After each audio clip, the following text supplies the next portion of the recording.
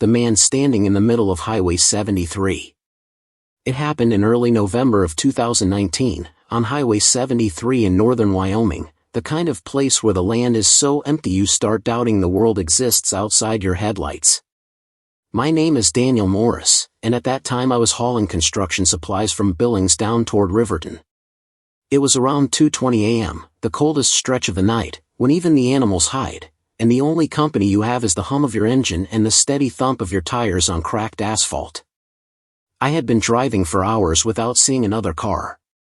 The sky was pitch black, the moon covered by clouds that looked like smeared charcoal. That stretch of 73 is known for windstorms, but that night everything was dead still. That's when I first saw him. About half a mile ahead, right in the center of the road, stood a man. No movement. No flinch. Just standing upright, facing my truck, as if he had been waiting for me. The reflective beams from my headlights hit him, but he didn't raise his hands, didn't shield his eyes. His body looked thin, maybe too thin, and his clothes hung off him like wet rags. At first I thought he needed help. Accidents, breakdowns, drunk hitchhikers, you see all kinds of things on long hauls. But then something about his posture registered as wrong. Most people stranded on the highway wave their arms, jump aside, or react when a 40-ton truck barrels toward them. This man stayed perfectly still. Not frozen in fear, frozen like he wasn't alive. My brain screamed at me to slow down, but the instinctive part of my mind refused. I blinked once, hard, and when my eyes opened, the man was gone. Not moved to the side. Not running. Just gone. The road ahead lay empty again, as if he'd never been there. I slammed the brakes anyway, tires screeching across the asphalt. My heart was beating so fast it felt like it was trying to punch its way out of my chest. I scanned the ditches on both sides, nothing. No flashlight. No vehicle. No footprints. The road was flat for miles in every direction, there was nowhere he could have disappeared so quickly. I tried to convince myself I was tired, that I'd imagined it. But as I shifted back into gear and rolled forward, I kept glancing at the mirrors. About 10 minutes later, the man was back. This time he appeared not in front of me, but in the reflection of my left mirror. At first it looked like a shadow on the side of the road, but the shape slowly separated itself from the darkness. A human outline. Tall. Thin. Facing my truck. I stared so hard my eyes burned, and I could swear on my life, that he was standing still again, the same way as before, except now he was behind me. The logical part of me kept saying, tricks of the night, peripheral illusions, headlights bouncing off signs. But I knew that wasn't what I'd seen. I've driven thousands of night routes. I know what reflections look like. This wasn't that. About 20 minutes later I came upon a small pull-off area where truckers sometimes stop during storms. I wasn't planning to stop, I wanted to be in Riverton before sunrise, but as I approached the curve, something cold and instinctive twisted in my gut. My headlights washed over the empty gravel lot. He was standing there. Dead center. Facing me. The same man. The same stillness. As if waiting for me to arrive. I didn't stop. I didn't slow down. I gripped the steering wheel so hard my knuckles went white and kept driving. My mind was racing. Was he following me? Was he real? Was I losing it? When I finally reached the next junction, I forced myself to pull into a rest area. I needed air, needed to see other people, needed to make sense of what was happening. My fingers shook as I opened the cab door. The cold air hit me like a slap. I walked toward the restroom building, pretending nothing was wrong, even though my knees felt like they could buckle any second. And that's when I heard footsteps behind me. Slow. Crisp. Crunching gravel one step at a time. I spun around, expecting to see someone, anyone, but the parking lot was empty. My truck. 2 darkened dumpsters. A flickering lamp above the restroom door. No man. No movement. Get it together, I muttered, but my voice cracked like a teenager's. I went inside, splashed my face with water, and stayed there longer than I needed to. When I finally stepped back outside, everything was quiet. Too quiet. Even the wind had died. For a moment I thought it was over. That maybe I had imagined all of it. But then, as I walked back toward my truck, my headlights turned themselves on. I hadn't touched the remote. I hadn't unlocked the door. The lights just flicked on by themselves. And in the bright beam, on the far edge of the lot, stood the man. Still. Staring. Facing me exactly the way he had on the highway. I froze in place. My breath fogged the air. He didn't move, didn't tilt his head, didn't breathe. I felt an overwhelming need to get back in the cab and drive. My body moved before my brain did. I climbed inside, locked the doors, floored the gas, and tore out of that rest area so fast the gravel sprayed across the asphalt. For the next hour I didn't check the mirrors. Couldn't. But eventually panic turned into dread, and dread turned into a numb, hollow calm. When I finally forced myself to look, there was nothing. No man. No shadow. No sign I wasn't alone. I pulled into Riverton just before sunrise. Pale blue light stretched across the sky as other trucks rolled in. People. Noise. Movement. For a moment it felt like I was back in the real world. But I needed answers.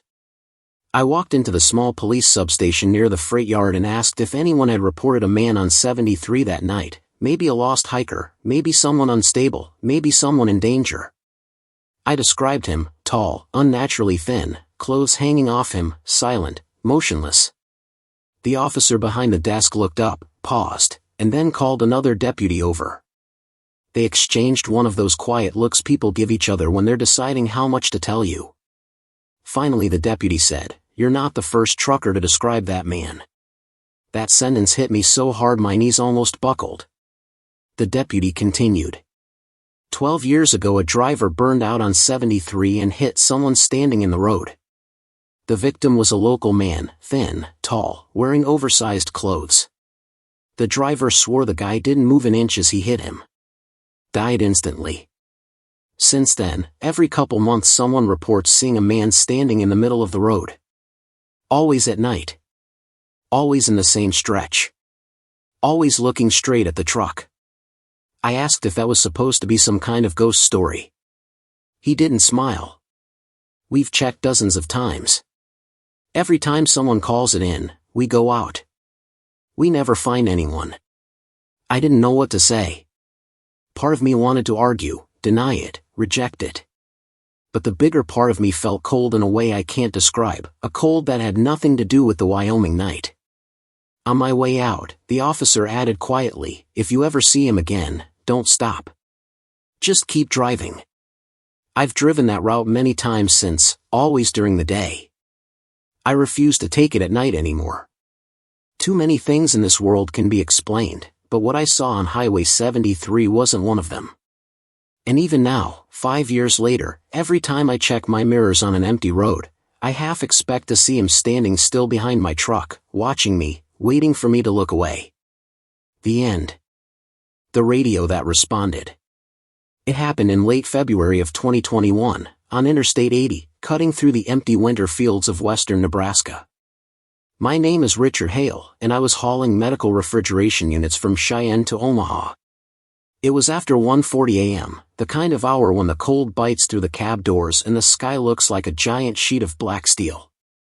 The snow was thin but loud under the tires, and the wind kept hitting the trailer in slow, heavy waves. I had been in the industry 22 years at that point, and I thought I had seen everything the road could throw at me. I was wrong. There were no other vehicles in sight.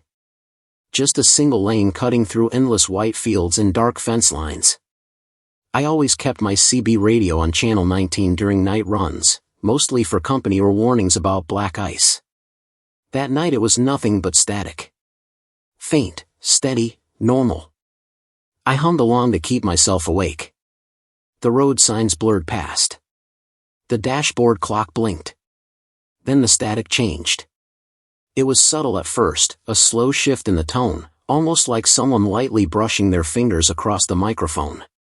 A soft scraping, barely audible. I adjusted the volume, tapping the edge of the radio. The sound didn't disappear. It grew. It wasn't the wind. It wasn't interference. It had a rhythm. I leaned in closer, listening. The static dipped, then rose, forming a tiny pattern, as if someone was trying to breathe through the frequency. For a second I wondered if another driver was clicking their mic, maybe trying to say something. The roads had been rough earlier, maybe someone was stuck in a drift. "You good out there?" I asked. My voice echoed inside the cab. For several seconds, nothing happened. Then the static sharpened, like someone had turned a dial on their end. A low hiss filled the speakers. I frowned. Something was coming through. I felt it before it even formed into anything. Then, through the static, a quiet whisper threaded itself into the noise. "Help!" I froze. The word was soft enough that I questioned whether I had actually heard it. Maybe it had been just the way the radio crackled. But then it came again, clearer, too clear to ignore. "Help, please." I straightened in my seat, suddenly wide awake. The voice didn't sound like a trucker. It sounded faint, brittle, almost desperate. A young voice. Not a child but not fully adult either. Like someone in their early 20s, struggling to breathe. "Where are you?" I asked quickly. "Are you broken down? Are you hurt?" There was silence.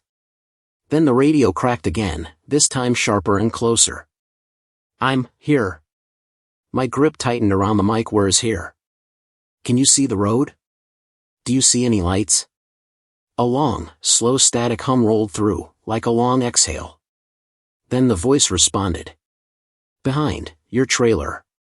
The temperature in the cab dropped like someone had opened a freezer door. I spun around instinctively even though the cab was dark. Nothing. Just the murky outline of the sleepers behind me. My throat tightened. "Say again," I muttered. "Repeat your location." The voice came through softer, but unmistakably direct. "Behind your trailer, please." Every instinct I had screamed that this was impossible. I was moving at 60 miles per hour. No one could be behind my trailer. No one could be holding onto it.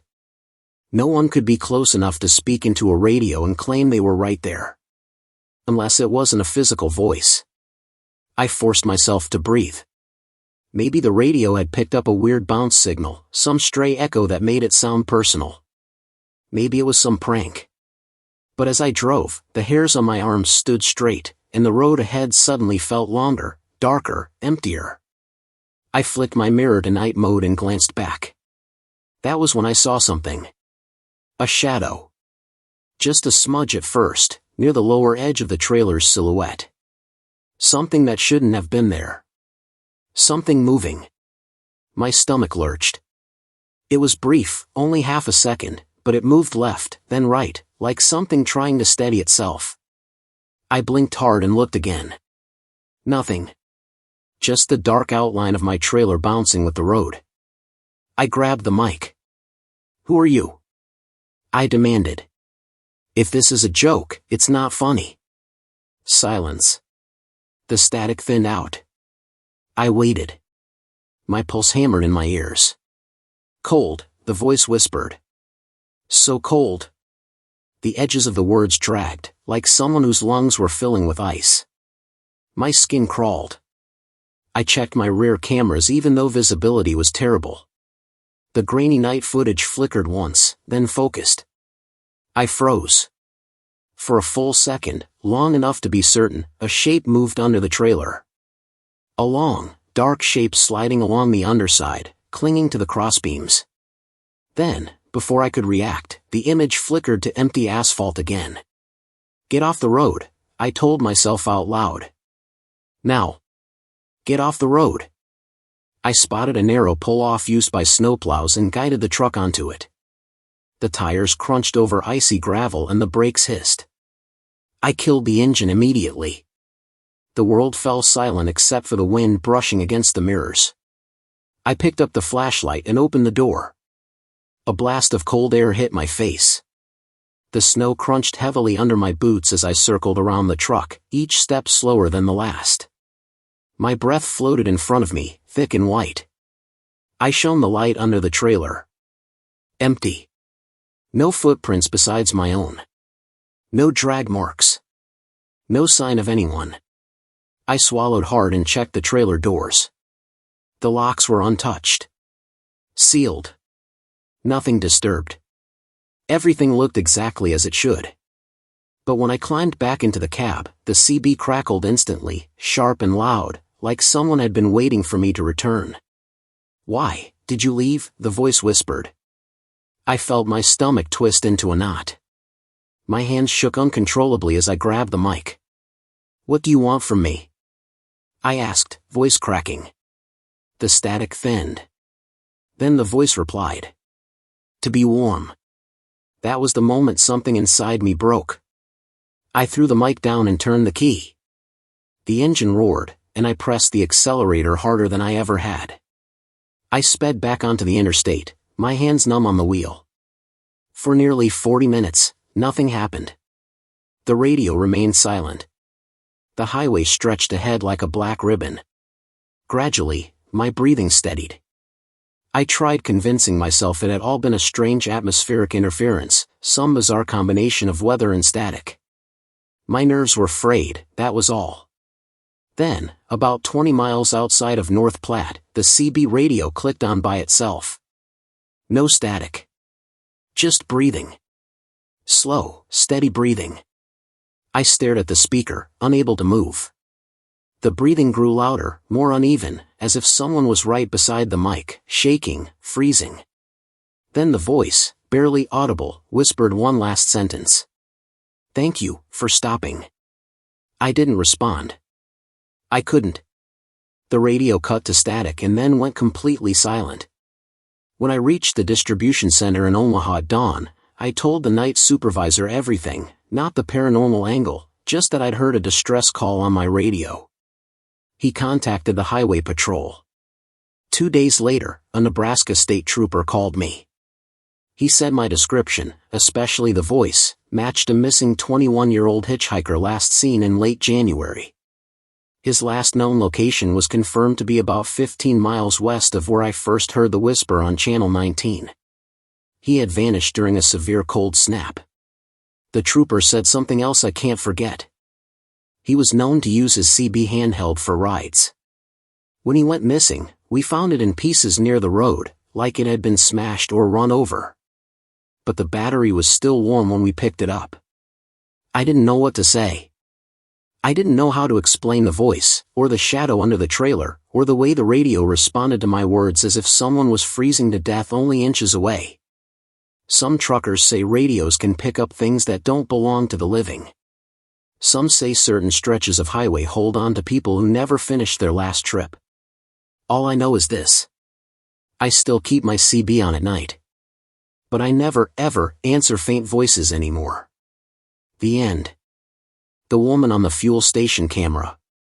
It happened in early October of 2020 at a lonely 24-hour fuel station off Route 212, just outside Miles City, Montana. My name is Greg Larson. I'd been driving tankers for nearly 15 years, running mostly nighttime fuel hauls because the roads were emptier and the deadlines tighter. That night I was hauling aviation fuel toward Rapid City.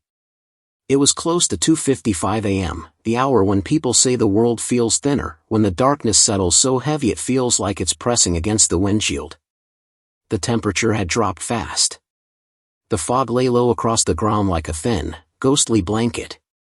My headlights pushed through it, but it swallowed every beam. I'd been dealing with a dull headache for more than an hour and decided I needed coffee before I fell asleep behind the wheel. There was only one stop on that stretch, a tiny station with 2 pumps, 1 flickering sign, and a convenience store that looked forgotten by time. I pulled in, killed the engine, and felt the silence wrap around the cab. No passing cars. No wind through the trees. Just stillness. Heavy, uncomfortable stillness. The kind that makes your heartbeat sound louder than it should. Inside, the station was empty. One tired-looking cashier, mid-50s, pale, with deep circles under his eyes, stood behind the counter watching a monitor. He didn't seem surprised to see a trucker walk in at that hour. He just nodded and pointed toward the coffee machines. I filled a cup, added sugar, and walked toward the register. That's when I noticed the cashier wasn't looking at me anymore. He was staring past me. No, through me. His eyes weren't focused on anything in the store. They were fixed on the security monitor behind me. "You need anything else?" he asked quietly, not looking away from the screen. "No," I replied. "Just the coffee." He swallowed hard. His jaw tightened. Then he glanced at me, then quickly back at the monitor. "You came alone, right?" he asked. The question was so strange it froze me mid-sip. "What?" He didn't answer immediately. His fingers twitched at his sides, and then he did something I'll never forget. He pulled the monitor toward me a few inches, just enough for me to see. "I need you to look at pump 3, he said. My blood turned to ice. There, on the grainy night vision footage, behind my truck, stood a woman. Long dark hair. Bare feet. Wearing what looked like a thin gown that reached her ankles. Her head was tilted slightly as she stared up at my cab. She wasn't moving. Not even swaying. Her posture was unnaturally rigid. My throat went dry. I turned, expecting to see her through the glass storefront window. Nothing. Just fog. Darkness. My truck sitting alone. "She's not there," I whispered. "She was here earlier," the cashier said. "About an hour ago." I thought she was some hitchhiker looking for a ride. She walked around the pumps, looked through the windows, and then vanished off camera. But every time someone pulls in, she shows up again. Always behind the trucks. I felt my heart pounding in my chest. "Maybe it's old footage," I said, though I didn't believe it. The cashier shook his head. "No. This is live." The woman on the monitor still wasn't moving. Her hair hung over her face like waterlogged vines. The way she stood wasn't natural. Her spine looked too straight, too locked in place. Her feet pointed inward slightly, like she'd been placed there. Then the screen flickered. For a moment, it looked like her head snapped upward so suddenly the frame blurred. When the picture stabilized, she was staring directly into the camera. A cold wave crawled down my back. The cashier's hand tightened around the counter. "She does that sometimes," he whispered. "Who is she?" I asked. "I don't know. But she isn't outside when I check. Not once. Never." I stared at the monitor. The longer I watched, the worse I felt. The woman didn't blink. Didn't shift. Didn't breathe. It was like the camera had captured an image that wasn't physically on the lot. I forced myself to speak. "Let me go check." "Don't," the cashier said instantly. "You won't find anything. Nobody ever does." But I needed to see for myself. My mind couldn't accept that something could be on the camera but not in real life. I moved toward the door, my legs heavier than they should have been. The air outside felt colder, sharper. The fog had thickened since I'd arrived. I walked around the front of the store, scanning the pumps. Nothing. No barefoot woman. No gown. No figure of any kind. The world was empty except for my truck. But as I stepped closer to the trailer, I felt the air shift, as if something had walked through me. Not a breeze. Not wind. Just presence. Cold, watching presence. My skin crawled. I circled the trailer. No footprints. No movement. Nothing out of place. But the closer I got to the back doors, the more nauseous I felt. Like the ground beneath me was vibrating with a low, unseen hum. Something urged me to step away. I listened. When I walked back inside, the cashier was pale as a ghost. "You need to see this," he said, voice shaking slightly. He pointed at the screen. The woman was gone from behind my truck. the monitor showed only the fog and the reflection of my headlights. But on the second camera, the one aimed at the store entrance, she was standing directly behind me as I'd walked toward the pumps. Barely 5 feet away. Following me. But never appearing in the real world. I stumbled backward, knocking a rack of snacks off the counter. "That's impossible," I whispered. "I've been watching her do this for weeks," the cashier said. "She doesn't show up for cars. Only trucks. Only men driving alone." My stomach twisted itself into knots. "Has anyone," I paused, struggling for words. "Has anyone ever interacted with her?" The cashier hesitated. "One trucker disappeared last month," he said quietly. "Parked at pump 2. Came inside for cigarettes. We talked for maybe 2 minutes. When he walked back out, he was gone." "What do you mean gone?" I demanded.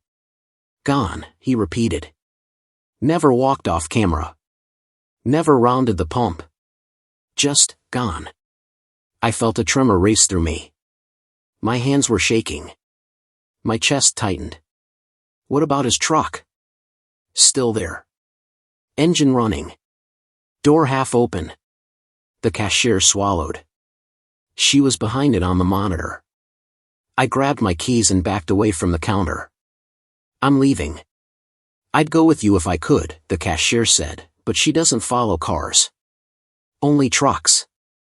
His voice cracked on the last word. I pushed through the door and rushed toward my cab. The fog felt even thicker now, clinging to my clothes. I climbed inside, slammed the door shut, and locked it. My hands trembled as I turned the key. The engine roared to life. I checked my mirrors. Nothing behind me. Nothing in the lot. Nothing by the pumps. But as I pulled out, my eyes flicked to the rear camera feed on my dashboard. There she was. Standing inches from the back of my trailer. Staring directly into the lens. Her face pale and blurred. Her eyes dark and empty. Her expression frozen into something that looked like grief twisted into something worse. I didn't breathe for several seconds. As soon as I reached the main road, the image flickered, and she was gone. Completely. The feed returned to normal. Empty asphalt. Dark highway. I drove until sunrise without stopping, without blinking, without letting myself look at the camera again. In the weeks after, I searched for missing persons reports near that stretch of Route 212. I found one, a young woman in her early 20s who disappeared on a freezing October night 3 years before. Last seen barefoot, wearing a hospital gown from the regional medical center. She suffered from severe sleepwalking episodes. Her body was never found. Her last known location was 1 mile from the station where I saw her on the camera. I never took that route again. I never stopped at another empty station after midnight. And to this day, I've never rewatched the footage the cashier emailed me, the one frame he captured before I left. Because I already know what I'd see. Her standing behind my truck. Waiting. Watching. Closer than any living person ever stood. The end. The truck that followed me without lights. It happened in late August of 2018, on Highway 50, the stretch people called the loneliest road in America, just outside Ely, Nevada. My name is Thomas Reed, and at the time I was hauling heavy equipment parts from Reno to Grand Junction. I'd been on the road since noon, and by the time the clock hit 1:18 a.m., the desert night had swallowed every bit of light except my own headlights. There were no towns for miles, no houses, no passing cars, just endless black sky over empty land. The desert air was so still it felt dead. Even the bugs were silent. I hadn't seen another vehicle for nearly an hour, and that kind of isolation does something to your mind. You stop thinking of the road as a place and start feeling like it's a tunnel carved through darkness with no end. I was getting tired, so I turned on the radio to stay awake. Nothing but static. I kept driving. Then I noticed it. A faint glow on the horizon behind me. At first it was small, like the moon reflecting off something, but the moon was buried behind clouds that night. I checked my mirrors. darkness. But 2 minutes later, the glow was stronger. Another truck, I thought. Finally, someone else on the road. But something about it bothered me. The way the light moved didn't look like headlights bouncing normally. It flickered, tilted, then straightened again, like whoever was driving had trouble controlling the wheel. I kept glancing back. The glow grew brighter, closer, but never close enough to show its shape. Then it hit me. The truck behind me had no headlights on. Not a single one. No low beams. No high beams. No fog lights. No running lamps. Nothing. Just the faint reflection of my own lights catching the edges of a massive shape moving in the dark. My grip on the steering wheel tightened. Maybe the driver's lights were broken. Maybe someone was in trouble. But even then, no one drives that stretch at night without lights. No one drives anywhere without lights, not if they want to survive. I slowed from 65 to 50. The dark shape behind me slowed too. I dropped to 40. It dropped to 40. Every muscle in my body tensed. Whatever was behind me was keeping perfect distance, not gaining, not falling back. Just following. I flicked my high beams and tapped the brakes, a signal to back off. The road remained dark behind me. The shape of the truck never revealed itself, but I could feel it, sense it, almost hear the whisper of enormous tires sliding across asphalt. I sped up. It sped up. I felt cold sweat forming under my shirt. For nearly 15 minutes, the truck matched every move I made. Every lane shift. Every hill. Every slow curve. No lights. No horn. No signal. Just a massive, silent shadow glued to my rear. Finally, I approached a narrow turnout, an old scenic overlook that hadn't been maintained in years. I knew it wasn't smart to stop there, but my nerves were shot. I needed to get off the highway, let the truck pass, and figure out what the hell was happening. As I pulled in, gravel crunching under my tires, I watched the road through my mirrors. The dark truck slowed. Centered itself. Rolled toward me. And then, it vanished. Not drifted into the distance. Not turned off. Not passed. It simply faded back into the darkness like someone had pulled a curtain over it. I waited for the silhouette to reappear. Nothing. The desert was silent. My breathing grew shaky. I scanned the landscape, low scrub brush, fractured rock, nothing tall enough to hide a semi. I left the turnout and returned to the highway, shaking off the dread. Maybe the driver had turned onto a dirt path I couldn't see. That was the only explanation that didn't make my stomach drop. The next 20 miles were uneventful. My shoulders loosened. My grip relaxed. My heartbeat slowed. I convinced myself it had been a normal trucker who didn't want to blind me with their lights. Maybe someone with a broken system. Maybe someone tired and confused. Then, at mile marker 187, my dashboard dimly reflected something behind me. A shadow. The outline of a truck. Exactly the same distance behind me as before. No lights. No sound. My stomach knotted so hard I nearly doubled over the wheel. My breath froze in my chest. I checked again, the shadow remained. Perfectly centered. Perfectly still. I turned on my hazard lights and slowed to 30. The shadow slowed. I killed my hazard lights and floored the gas, pushing my speed to 75. The road was straight for miles. If the truck kept up, I'd see it. But the shadow stayed exactly the same size. I was being followed. By something that didn't behave like a real vehicle. Something that moved only when I moved. Something that refused to appear in my lights. When I finally reached a small rest area, I pulled in so sharply I nearly tipped my load. I jumped out of the cab with my flashlight in hand and ran around the truck, scanning the highway. Nothing. Not a sound. Not a distant engine. Not a pair of headlights. No truck. But the ground told a different story. Fresh tire tracks curved behind my rig, 2 deep grooves in the dust, still sharp-edged, not yet disturbed by wind. They stopped abruptly at the far end of the rest area, as if whatever made them simply disappeared. I stood frozen for a long time. Eventually, the need for an explanation pushed me back into the store connected to the rest stop. A young clerk sat behind the counter scrolling through his phone.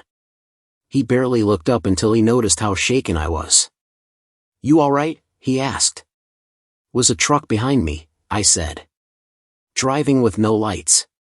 Followed me for miles. Then it vanished." The clerk's expression shifted. Something flickered in his eyes, recognition or fear, I couldn't tell. "Was it big?" he asked slowly. "Like a long-haul rig?" "Yes." "And quiet?" "Too quiet?" My throat tightened. "Yes." He swallowed hard. "You're the 3rd driver in 2 months to say that." My whole body went cold. 2 months ago, he continued, a driver died on that stretch. Fell asleep at the wheel. His rig flipped and exploded. They said he probably died instantly. But some locals, some say they still see his truck at night. He used to run that route without lights sometimes because his wiring was shot. Wouldn't fix it. Said he didn't need lights when the moon was bright. "But there's no moon tonight," I whispered. The clerk nodded slowly. "Yeah. That's what the others said too." I stepped back toward the door. Something inside me was screaming to get away. To get back in the cab. To leave that desert behind. But before I reached the exit, the clerk added, "Whatever you saw, it never follows anyone twice. At least, that's what they say." I didn't ask who they were. I didn't want to know. I drove straight through until the sun rose, staring at the mirrors every mile. Nothing appeared again. No shadow. No truck. No motion behind me except dust swirling at dawn. I took that same route only once more the next year, during the day. The highway looked ordinary, empty, quiet, harmless. But every time the sun dipped toward the horizon, my hands went numb on the steering wheel. Because I knew what waited out there when the light died. I knew what followed men alone in the dark. And I knew it wasn't finished with that road. Some trucks break down. Some trucks burn. Some trucks never stop driving. But the worst ones follow. The end. The hitchhiker who knew my name. It happened in late May of 2017, along Route 191, just north of Moab, Utah. My name is Andrew Collins, and back then I ran long western routes hauling oversized equipment. That night I was transporting steel beams toward Green River. It was 2:43 a.m., the sky moonless, the desert stretched out like a black ocean of emptiness. The only light came from my headlights carving a thin path through the dark. I had been awake for 18 hours, but not tired, just wired from caffeine and the uneasy heaviness the desert brings at night. I just passed the Canyonlands turnoff when I saw him. A lone hitchhiker on the right shoulder, illuminated for a second in my high beams. He stood perfectly still, facing the road, thumb out, other arm hanging stiff at his side. He looked young, maybe early 20s, wearing a dark hoodie and jeans. No backpack. No gear. No reflective clothing. Nothing that made sense for someone walking in that part of Utah at night, miles from anything. I drove past him, instinctively tightening my grip on the wheel. Something about him felt off, the way he didn't shift, wave, or react to the roar of my truck. Most hitchhikers step back when a semi blasts by. He didn't even blink. I checked the mirror. He was gone. Not walking away. Not shrinking into the dark. Just gone. The hair on my arms rose. The road behind me was empty for miles. I tried to shake it off. Maybe he'd stepped into a shadowed low point or behind a rock outcrop. Maybe my eyes were playing tricks. I drove another 15 minutes, scanning the road, the shoulder, the mile markers, anything to keep my mind steady. Then, around mile marker 142, I saw him again. Same hoodie. Same jeans. Same posture. Same thumb raised. Exactly the same hitchhiker. My chest tightened. That stretch of 191 is long, straight, and empty. No paths. No houses. No alternate routes. No way he could have outrun my truck or cut across the desert fast enough to reappear ahead of me. I slowed slightly, unsure whether to stop or keep going. His face was clearer this time. Pale. Eyes wide. Lips slightly parted like he was speaking, but no sound came out. He didn't step back as I approached. Didn't move an inch. I passed him again. And again, when I checked the mirrors, the shoulder was empty. A cold sweat crawled down my back. I picked up my CB mic and said, "Any eastbound drivers out here near 142? You seeing a hitchhiker on the shoulder?" Static. Nobody answered. I pressed on, trying to keep my breath steady as the desert wind began hitting the side of the cab in long, slow pushes. 40 minutes passed without seeing anything, no headlights, no other trucks. Then the CB crackled. Not a word. Not static. Breathing. Low, slow, deliberate breathing. I froze with the mic in my hand. "Who's on this channel?" I asked. The breathing paused. Then a faint voice whispered, stretched thin by distance or poor reception, "Why didn't you stop?" "Andrew?" I slammed the mic down. My heart felt like it had skipped a full beat. No one should have known my name. I hadn't spoken it. My handle wasn't my real name. And nobody was within range for chatter. I'd been alone for nearly an hour. I forced myself to keep driving. A few minutes later, as I approached a long sweeping bend near arches, my dashboard camera flickered. A glitch, a spark, then clarity, and something dark appeared at the edge of the frame. A person. Standing in the lane behind me. Just for a second. Then gone. I blinked rapidly, trying to steady my nerves. My mouth felt dry as sand. I tried to convince myself it was exhaustion, but I knew better. Adrenaline wakes you up, it doesn't make you hallucinate. I drove another 10 miles before I felt it, a sensation like someone was watching me through the back window of the cab. I adjusted the mirror carefully. And nearly swerved off the road. The hitchhiker was standing on the shoulder again, illuminated by my lights for a brief flash before the curve swallowed him. Same clothes. Same posture. Same impossible stillness. But this time, his head turned slightly toward the cab. And he smiled. Not big, not wide, just a tiny curl that felt wrong in every way. I pressed the accelerator, pushing the rig faster than I normally dared with a heavy haul. Another 10 minutes. Then the voice again. This time through the CB, clearer, almost normal. "Please stop. I've been waiting for you." My heart raced. I reached out and yanked the mic cord from the radio. The unit hissed, then went silent. But the voice didn't come from the radio this time. It came from behind me. The cab isn't large. 6 feet of space, a bunk, a small fridge, a curtain.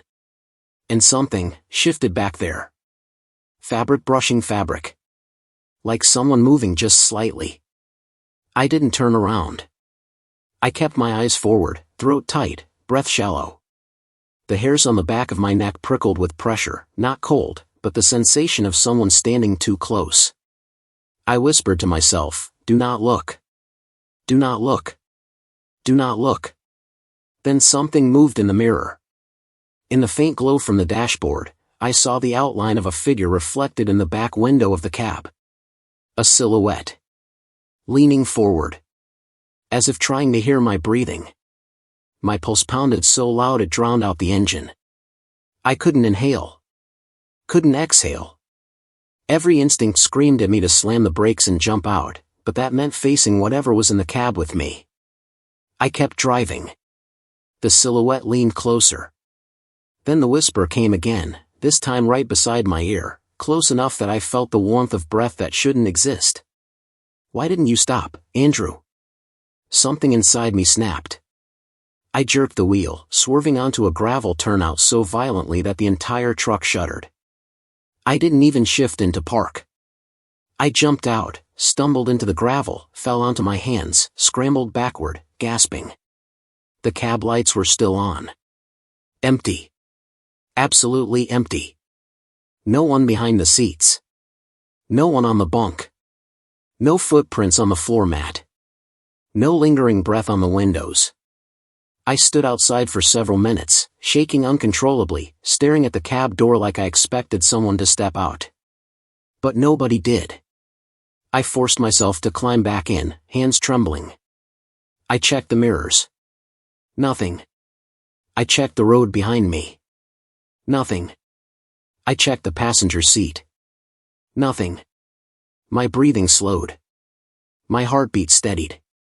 The desert was silent again, just the faint rustle of wind against the rocks. Eventually I got back onto the road. I arrived at Green River as dawn broke, exhausted and numb. The morning light felt unreal, almost too bright, like it didn't belong to the same world I'd driven through. 3 days later, still shaken, I mentioned the encounter to a local deputy I knew at the yard. I didn't mention the voice or the breathing, just the hitchhiker I kept seeing reappear ahead of me. The deputy's expression froze. "You saw him on the 191, he asked. "Yeah. Mile 142 in near Arches." He let out a slow breath. "You're not the first trucker to say that." My skin crawled. "Back in 2014, he continued, a young guy was hitchhiking at night trying to get to Moab. He ignored all traffic laws, walking in the dark, no reflective gear. A semi clipped him around mile 142. I swallowed hard. He survived the initial hit, the deputy said. Reports say he got up, disoriented, and tried to wave down another truck. The second one didn't see him. He paused, looking out the window toward the desert. He died on impact. But some drivers swear they still see him on the shoulder. Same clothes. Same posture. And sometimes, he hesitated. They say he tries to speak." My blood ran cold. I didn't tell him the hitchhiker said my name. I didn't tell him the voice was inside the cab. I didn't tell him what leaned close behind me. To this day, when I drive past mile 142, I never look at the shoulder. I never glance at the mirrors. I stare dead ahead, hands clenched around the wheel, praying I don't see a figure standing perfectly still with his thumb raised, waiting for a ride he never finished. The end. The empty rest stop with fresh footprints. It happened in mid-January of 2022, on Interstate 15, near the Montana-Idaho border, at a rest stop locals call Cold Creek Overlook. My name is Michael Turner, and at that time I was hauling frozen produce from Great Falls down towards Salt Lake City. It was 3:11 a.m., the temperature around -15, and the entire valley was covered in a sheet of moonlit frost. I had been driving for nearly 10 hours without stopping, and the cold had begun seeping into my bones despite the heater running full blast. There were no other drivers on the highway. No headlights behind me, no taillights ahead, just the long stretch of interstate vanishing into an ocean of black. The mountains around me were massive shadows swallowing the horizon. The air felt so sharp it hurt to breathe. I pulled into the rest stop because I needed to use the restroom and splash water on my face before I nodded off. The moment I stepped out of the cab, the cold slapped me hard enough to sting. My breath rose in thick white clouds. The only sound was the faint buzzing of the overhead lights struggling to stay alive in the freezing wind. The lot was empty. No cars. No trucks. No signs of recent activity. I walked toward the restroom building, boots crunching loudly against the icy pavement. The building itself was old, made from concrete blocks that looked like they hadn't been cleaned in months. A single dim yellow bulb flickered above the entrance. I pushed the door open. Inside, the air was warmer, but not by much. The fluorescent lights hummed softly. The sinks were dry. The stalls empty. Everything was still. Too still. Then I noticed them. Wet footprints on the tile floor. Bare footprints. Human. Small. Fresh. They started near the entrance, but there were no wet patches outside the door.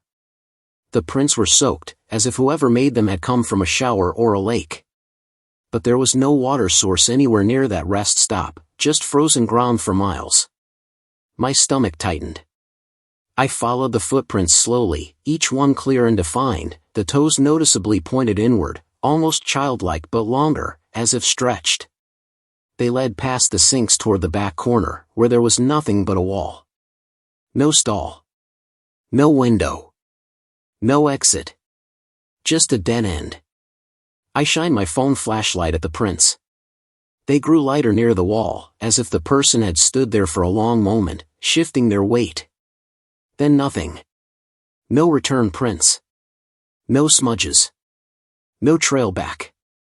As if the person had walked straight into the wall and vanished. A deep, instinctive discomfort crawled up my spine. I backed away slowly, eyes on the prints.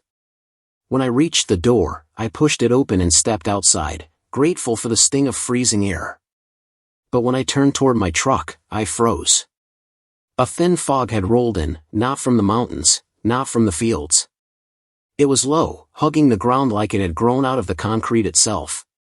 My truck sat faintly visible within it, headlights off, dark and silent. Something moved near the back of the trailer. A quick shift, like a person stepping away from the corner. I stood perfectly still, heart pounding. The fog curled around the trailer tires. A faint tap echoed, metal, light, deliberate. The sound of fingernails or knuckles brushing against steel. I swallowed hard and forced my legs to move. The faster I walked, the louder the taps became. Not random, rhythmic. Measured. Like someone knocking politely, waiting for me to come closer. When I rounded the corner of the trailer, the tapping stopped. The fog parted gently.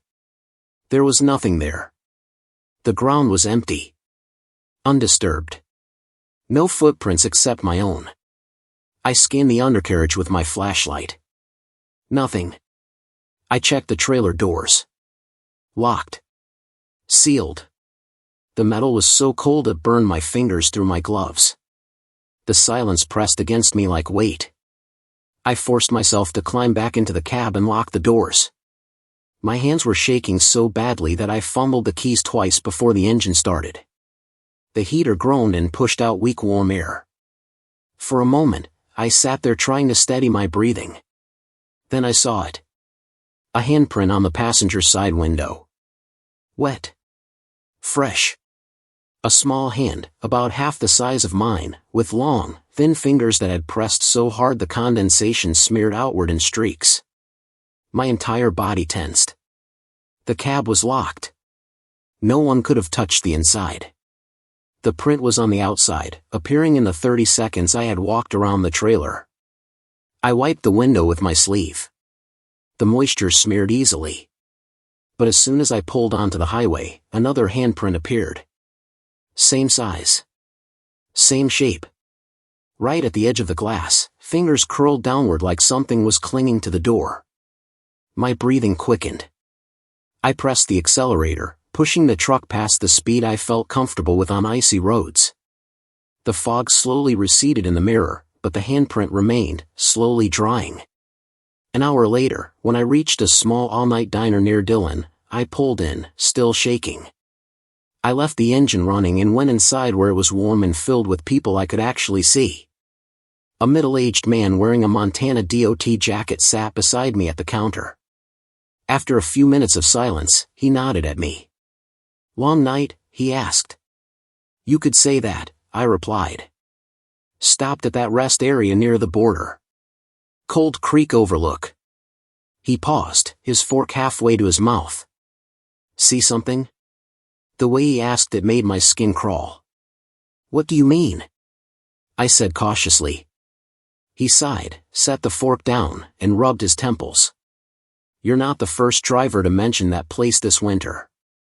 Some say they hear things there. Others swear they see wet footprints in the restroom." My heart skipped. "And a few," he continued quietly, "say they've seen a kid on the lot. barefoot. Thin. Wandering. But when they call it in, we never find anyone. No prints. No signs. Nothing. I swallowed hard. What happened there? I asked. He hesitated, then lowered his voice. 2 winters ago, a woman crashed into the ravine near that rest stop. Her son, 8 years old, crawled out of the wreckage and tried to get help. Coroner said he walked barefoot across frozen pavement before he collapsed. They think he made it as far as the restroom door. My chest tightened painfully. He didn't make it inside, the man said softly. They found him just a few yards away. The diner felt suddenly too warm, too bright, too full of noise that didn't feel real. I didn't finish my food. When I stepped back outside, the handprint on the window had dried into a faint outline. I wiped it clean with my sleeve before climbing into the cab, but even now, years later, when the dew settles just right on the glass, I swear I can still see the shape appear again. Small. Wet. Waiting for someone to lead it inside. The end. The cabin lights that turned on themselves. It happened in early February of 2020, on Highway 2, deep in northern Minnesota, between Deer River and Grand Rapids. My name is Jonathan Pierce, and at the time I was hauling industrial generators from Fargo toward Duluth. It was one of those nights where the cold digs into your bones, -20, the kind of cold that makes metal groan and engines wheeze. The time was 1:57 a.m., and the sky was completely black, no moon, no visible stars, just a wall of darkness pressing against the windshield. The pines around the highway rose like towering silhouettes, blocking what little light the world had left. I hadn't passed another vehicle for at least 40 minutes. That stretch of Highway 2 is long, lonely gaps with no towns, no gas stations, not even a warm glow from a farmhouse. Just endless trees and the crunch of frost under your tires. I remember feeling unusually alert for that hour, maybe because the air inside the cab felt cold despite the heater working overtime. It was a dry cold, biting and thin, as if the outside air was slowly slipping inside through cracks that shouldn't exist. Then it started. A sharp, bright flash reflected in my driver's side mirror. I frowned and glanced back, expecting to see a car coming around the bend. But there were no headlights. Just the beam from my own truck illuminating the dark trees. Another flash, this time brighter, caught my eye in the passenger mirror. Like someone had flicked the light inside the trailer for a split second. I checked the indicator for the cargo lights. Off. All switches untouched. I leaned forward, tightening my grip on the wheel. Then the light flicked on again. This time it stayed on longer, about 3 seconds, pouring a soft white glow through the narrow gap at the edge of the trailer door. I stared at the mirror, breath caught in my throat. Not possible, I whispered. Those lights could only be activated manually from inside the trailer. And the trailer was sealed. I slowed slightly, dropping from 60 to 50, trying to get a better look. The pine trees rushed by in dark streaks. My mirrors shook softly from the icy wind. Another flash. This time longer, almost 5 seconds. Like someone was walking inside the trailer with a flashlight, moving from one side to the other. Then darkness again. I forced myself to stay calm. Maybe a loose wire. Maybe some electrical short caused by the extreme cold. I reached forward and toggled the cargo light switch twice. Nothing changed. The external lights remained off. I flicked my high beams, checking the road ahead. Nothing but a long empty ribbon of asphalt. Then the lights inside the trailer flicked on again. This time they didn't turn off. They stayed on. Bright. Clear. Steady. I could see the white glow filling the entire trailer outline in my mirrors. For a long moment I just drove, staring, heart pounding. There was no way they should be on. None. I checked the wiring panel under the dashboard. Nothing strange. No warning lights. No faults. Then, as I stared into the mirror, a shadow crossed the interior of the trailer. A human shape. Moving slowly from left to right. perfectly visible through the frosted gap between the trailer door and the frame. I nearly slammed the brakes out of sheer panic. There was someone inside the trailer. Inside a sealed, locked, steel container that I had personally inspected before departure. I forced air into my lungs. "No," I said out loud. "No. Nobody is in there. Nobody got in." But the shadow moved again. A slow, deliberate shift, a tall figure stepping deeper into the light. My hands shook on the steering wheel. The road ahead blurred for a moment as fear squeezed my chest. I pulled onto the shoulder, the tires rumbling over the icy edge of the pavement. The truck coasted to a stop. The headlights cut through the darkness, illuminating nothing but trees. The trailer lights were still on. I opened the door slowly, breath turning to frost instantly in front of me. My boots crunched loudly on the frozen ground as I made my way toward the back of the trailer. My flashlight flickered, struggling against the cold. I tapped it, forcing it to stay alive. As I reached the rear doors, the trailer interior was glowing brightly through the small ventilation slits. I took a deep breath and grabbed the latch.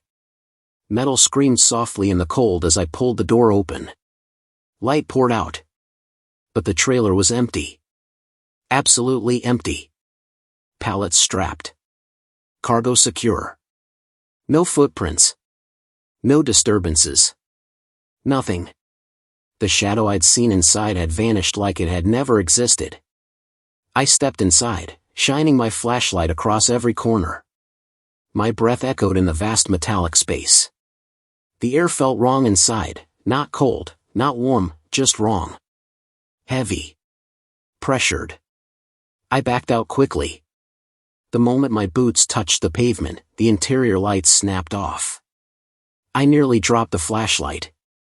I slammed the trailer doors shut, locked them, and rushed back into the cab.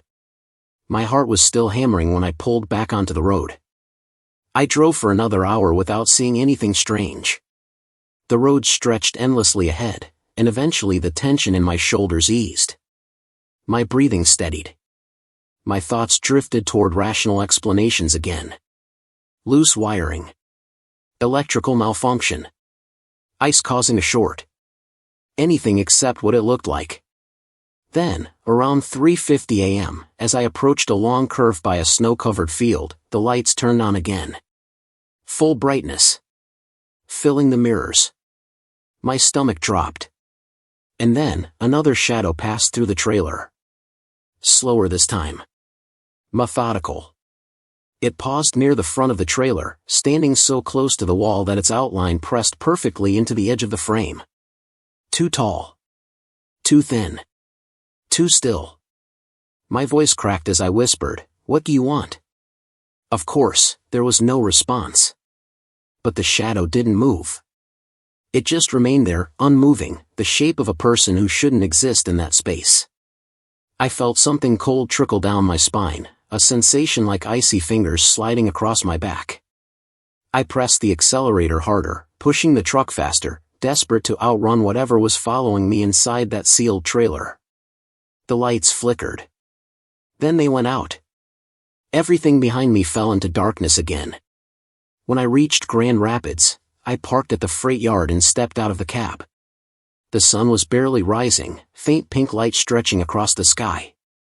I walked straight to the yard's foreman, told him I suspected a lighting malfunction, and asked for the trailer to be opened and inspected immediately. 2 workers joined me, cutting the seal, unlatching the doors. The interior lights were still off. Inside the trailer, everything looked exactly as it had earlier, except for one thing. On the metal floor, near the front wall, were streaks of moisture. Long streaks.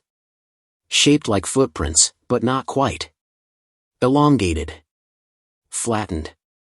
Almost smeared. Trailing from the very front of the trailer toward the left wall, and stopping abruptly. The workers noticed my reaction. "Probably just ice melting from the cargo," one said. But the streaks weren't shaped like dripping ice. They were shaped like someone had walked, slowly, through the trailer. The foreman called for a full wiring inspection. When the electrician arrived, he checked every cable, every connection, every fuse box. Finally he shrugged. "Nothing wrong with the wiring," he said. "Those lights can't turn on without one of these 3 switches being flipped." He pointed at them. All 3 were off. "I don't know what to tell you," he said. "But it wasn't electrical." I didn't argue. I didn't tell him about the shadow. Or the second time it appeared. Or how the lights responded as if something inside was moving with purpose. For months after, I refused to haul enclosed trailers at night. Even now, years later, if I see a glow in my mirrors where there shouldn't be one, my breath catches in my throat. Because I know what I saw inside that sealed steel box. Something walked there. Something that wasn't human. Something that turned the lights on, not by accident, but by intention. Something that wanted to be seen. The end. The creepiest true stories from locked buildings. It happened in late September of 2021 at an abandoned logistics office outside Lubbock, Texas, near a service road that runs parallel to Highway 84. My name is Brian Dalton, and I was hauling a mixed load of compressed gas cylinders from Amarillo to Abilene. I had done that route dozens of times, usually without stopping, but that night my brakes had been acting strange, a soft grinding sound every time I slowed down. It was 2:28 a.m. when I finally decided to pull into a small vacant lot next to a building that had been empty for years. The structure looked like an old 2-story office with a flat roof, windows boarded over, and a metal door secured with chains and rusted padlocks. We used to stop there in the early 2000s, back when it was a way station, but once they built the new highway bypass, the place died. No lights. No cars. No activity. Just tumbleweeds and broken pavement. The night was silent. Not quiet, silent. Even the insects weren't buzzing. My headlights shone across the wall of the building, revealing stains, cracks, and faint graffiti faded by years of heat. The air felt heavy, thick enough that breathing took effort. I stepped out of the cab into the warm Texas darkness, the engine ticking as it cooled. I crouched beside the front wheel and checked the brake assembly with my flashlight. Nothing unusual, no broken lines, no loose bolts. But the grinding sound was real. I stood up, stretched my back, and scanned the building again. Something about its presence bothered me. A dead place in the middle of nowhere carries a strange kind of weight. As I swept my flashlight across the boarded windows, I saw something unexpected. A faint glow behind the boards. Not bright, dim. Like a single bulb inside flickered for a second. I lowered the flashlight. The glow vanished. I frowned and stepped closer. That building had no power.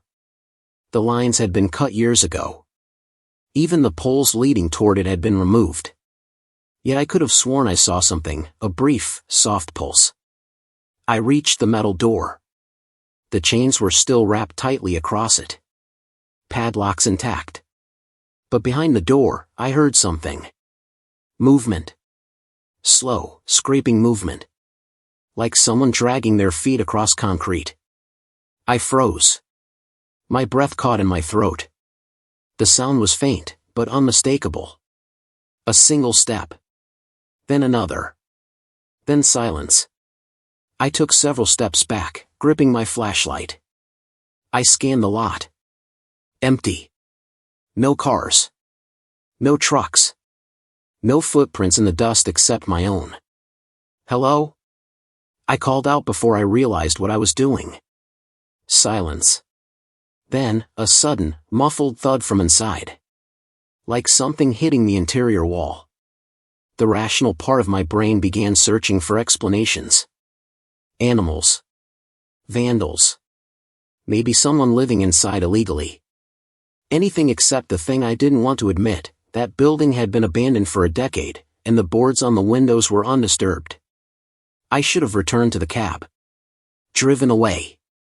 But something pulled my attention toward the far side of the building where another set of boarded windows faced the field.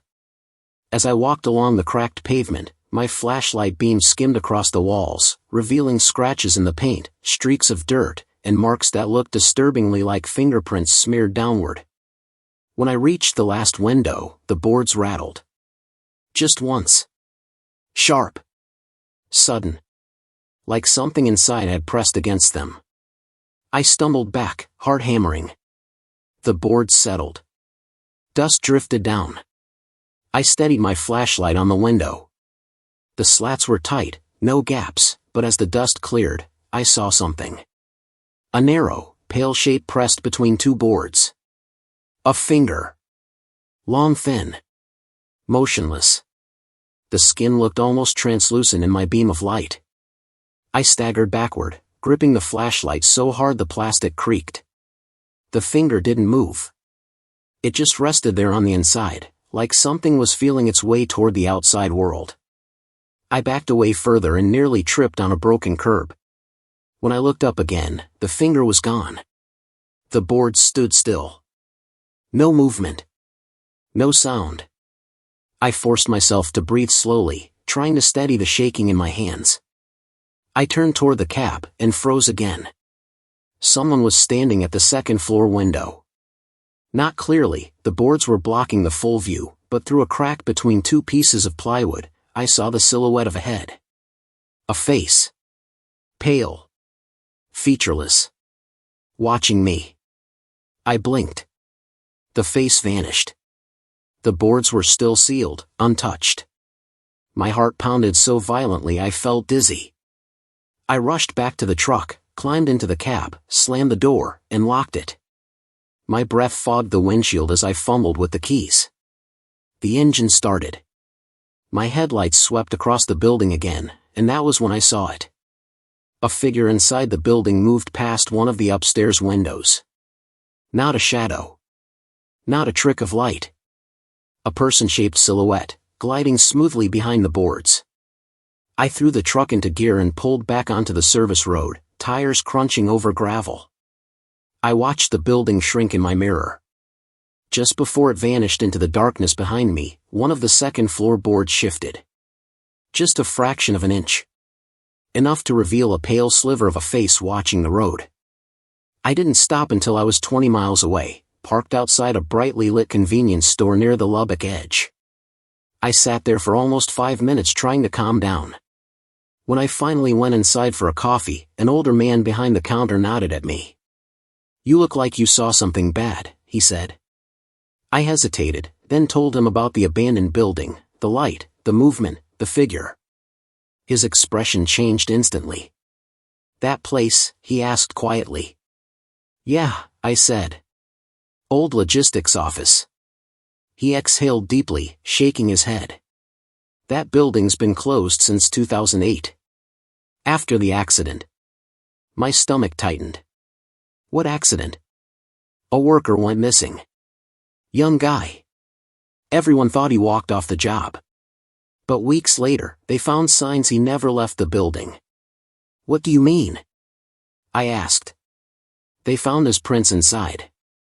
Bare footprints. Scratches on the walls.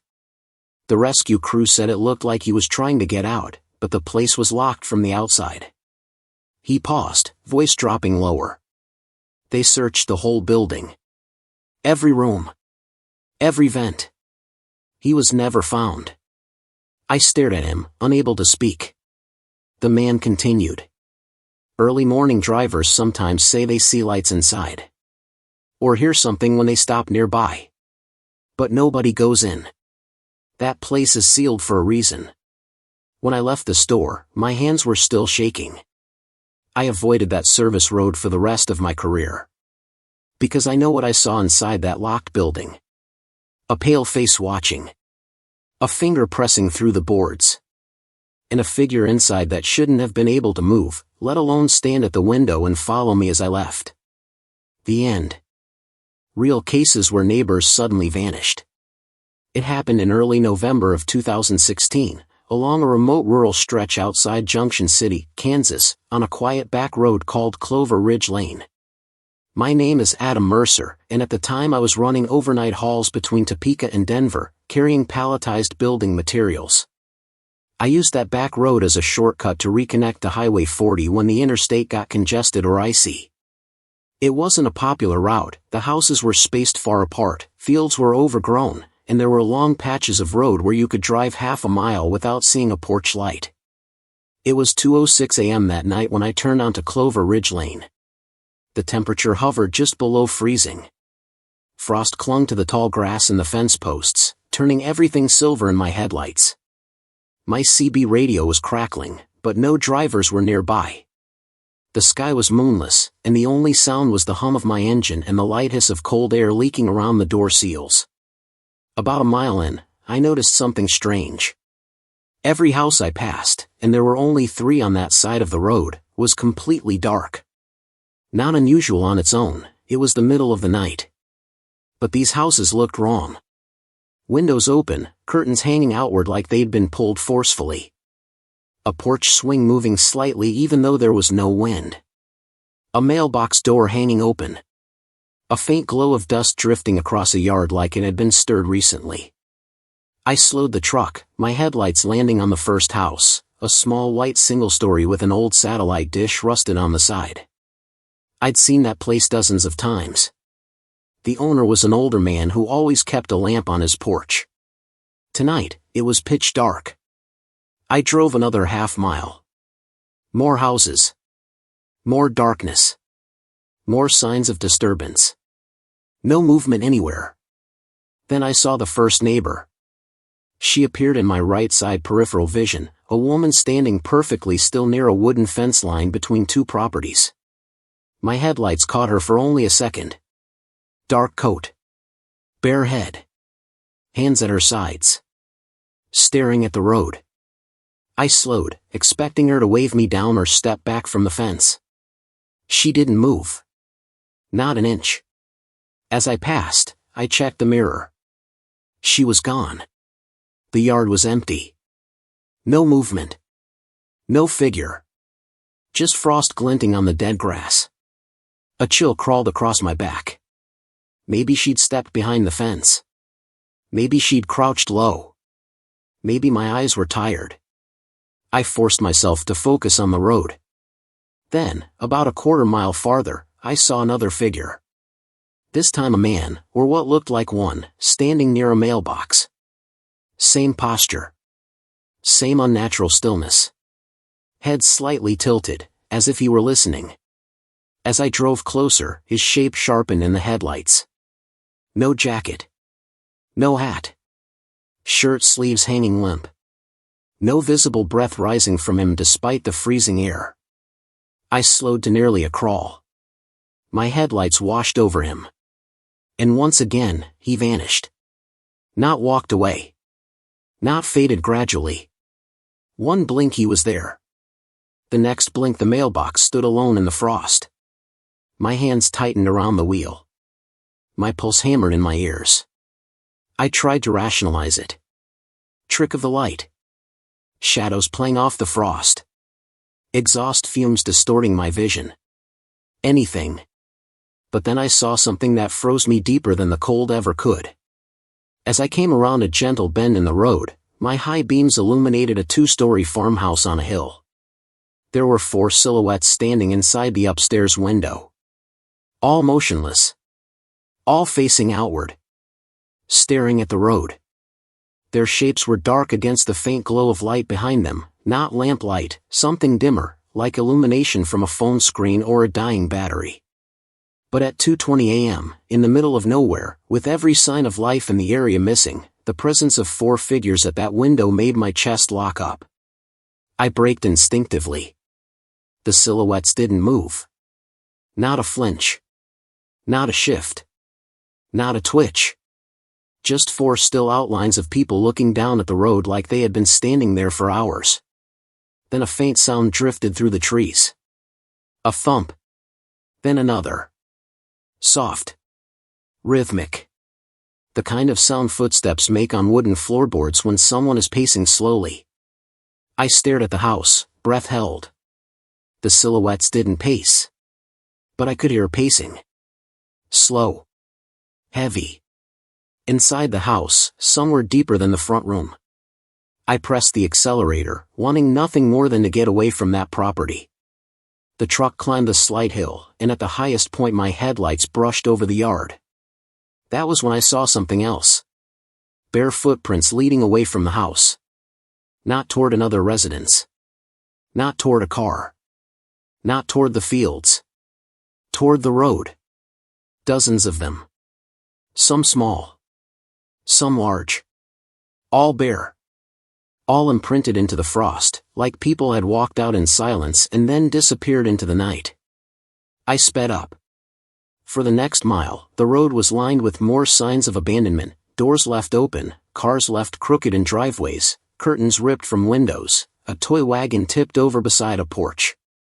Everything looked deserted, frozen in time.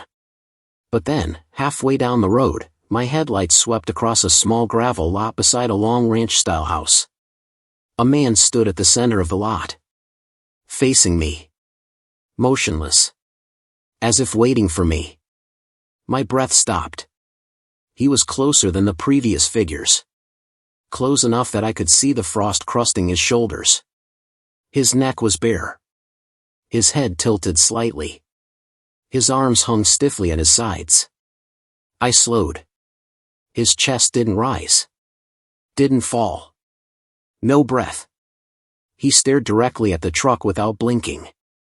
I pressed the accelerator gently, trying to pass without drawing closer than necessary. As I neared him, the beam of my headlights illuminated his face. His eyes were wide open. And empty. Not lifeless, hollow. As though there was someone inside looking out, but someone who did not understand what they were seeing.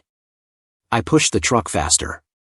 As soon as I passed him, I checked the mirror. The lot was empty.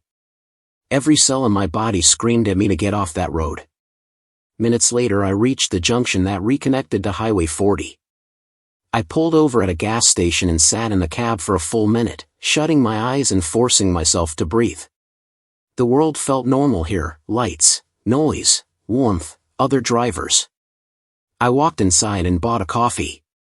A local sheriff's deputy stood near the counter talking to the clerk. When he noticed how shaken I looked, he nodded at me. "You okay, driver?" "I came through Clover Ridge Lane," I said quietly. The deputy's expression changed. "You didn't stop there, did you?" "No," I said.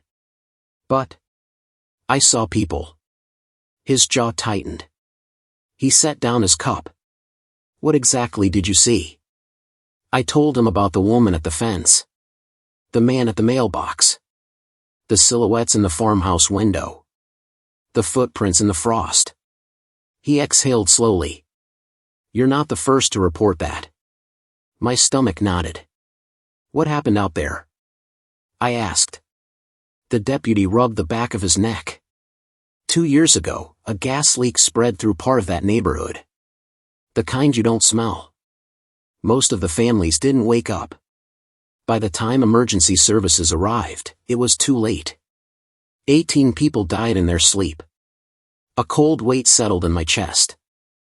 "We cleared the houses," he continued, "but sometimes, we get calls from folks driving through at night. They say they see people standing outside. Watching. Or silhouettes in the windows." I felt my pulse slow painfully. "And the footprints?" I asked. He swallowed. "That part, we don't have an explanation for." He didn't say anything else. Neither did I. I finished my coffee in silence and got back on the main highway, refusing to look in the mirrors for the next 20 minutes. To this day, whenever I drive rural Kansas at night, I avoid Clover Ridge Lane entirely. Because no matter how many times people try to explain it away, tricks of the light, fatigue, old stories turning into new ones, I know what I saw. People standing outside their dark houses. Faces watching from second-floor windows. Footprints leading into the road. And neighbors who vanished long before I ever passed through. The end. True night shift horror stories. It happened in early March of 2020, on Highway 90, outside a tiny town called Alpine, Texas, where the desert stretches wider than the sky and the nights feel endless. My name is Samuel Harris, and at that time I was hauling electronics from San Antonio to El Paso. I'd been a night shift driver for years, used to running through the darkest hours when most people slept and the world felt hollow and abandoned. That night it was 3:04 a.m., a freezing wind cutting across the highway, and the stars were hidden behind thick clouds rolling low over the desert. I hadn't seen another pair of headlights for nearly an hour. The wind howled against the trailer like something alive, pushing the rig a few inches sideways every few minutes.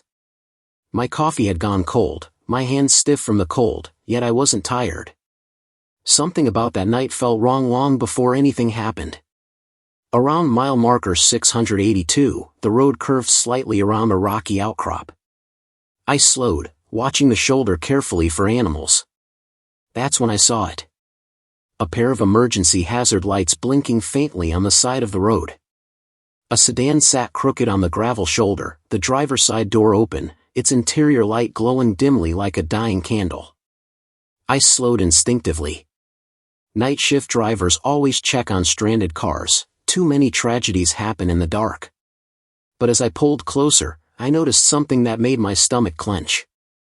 The hazard lights blinked unevenly. Off rhythm. Too slow. Too soft. Like the battery was nearly dead. And the driver's seat was empty. I rolled to a slow crawl, scanning the desert. No footprints. No movement. Just the open door and the low glow of the dome light. I grabbed my flashlight, stepped out of the cab, and approached the sedan. The cold wind whipped across my face, carrying with it a faint metallic smell, like blood or rust. The desert was silent except for the weak clicking of the dying blinkers. "Hello?" I called, shining the light into the car. Empty. The radio was on, but only static filled the speakers. A phone lay on the passenger seat, its screen cracked. A purse was on the floor. A jacket draped over the back seat. It looked like the driver had stepped out moments ago. But there were no footprints in the gravel. None. The ground was flat and undisturbed. Then, from the desert behind me, I heard something. A soft dragging sound. Slow. Heavy. Like someone pulling a foot across the ground. I spun around, flashlight cutting across the rocks. Nothing. Just the dark shape of the outcrop and the long stretch of empty highway. I swallowed hard and stepped back toward my truck. My breath came out in long white clouds. When I climbed into the cab and shut the door, something hit the back of the trailer. A sharp, heavy thud. I jerked upright, staring at the mirror. The sedan's lights blinked weakly. The road remained empty. Yet something had hit the trailer with enough force to make the rig shake. Another thud. Louder. Lower. Like something large pressing a hand, or something worse, against the steel. I put the truck in drive and pulled away fast. Gravel popped under the tires. I checked the mirrors again and again. Still nothing behind me but the abandoned sedan with its flickering hazards. 5 minutes later, I'd nearly convinced myself it was just the wind. That the thuds were from air pressure, or shifting weight in the trailer. Until the radio turned itself on. I hadn't touched it. Static filled the cab, sharp and angry.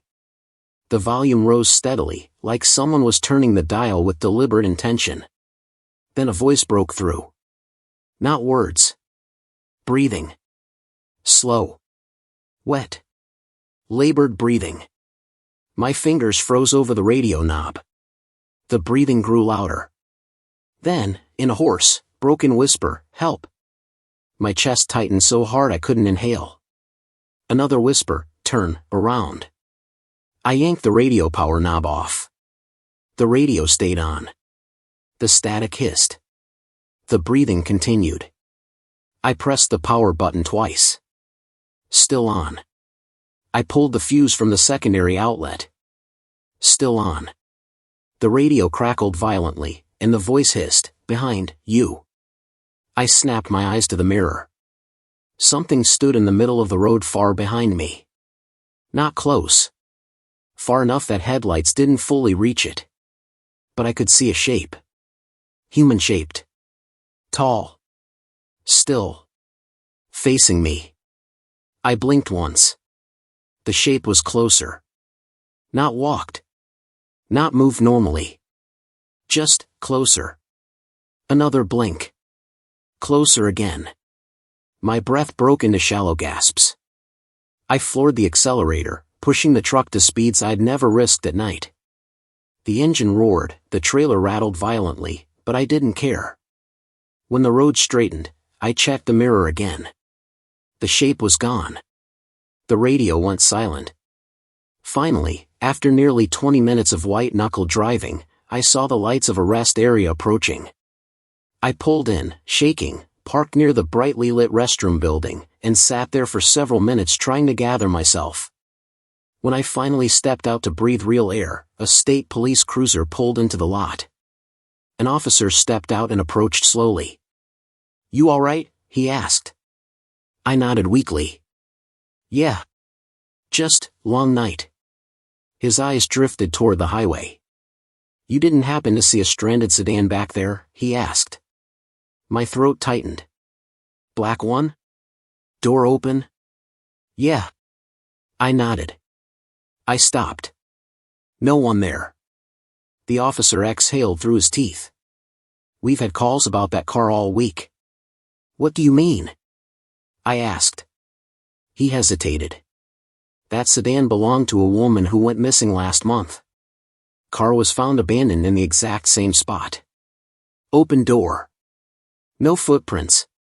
No signs of struggle. Nothing." He glanced at me. "We tow it. It comes back. Same place. Same condition." A cold wave swept through me. "No one ever sees her," he said. "No tracks. No movement. Just that damn car." He paused. "If you saw anything tonight, you should know you're not the first." I didn't respond. I couldn't. I got back into my cab and locked the doors, staring at the dim glow of the highway lights through the windshield. I refused to look into the mirrors again that night. Because I knew what I saw. A shape that moved without moving. A voice on a radio that wasn't plugged in. A sedan occupied by someone who wasn't there, or wasn't living. Night shift drivers see strange things.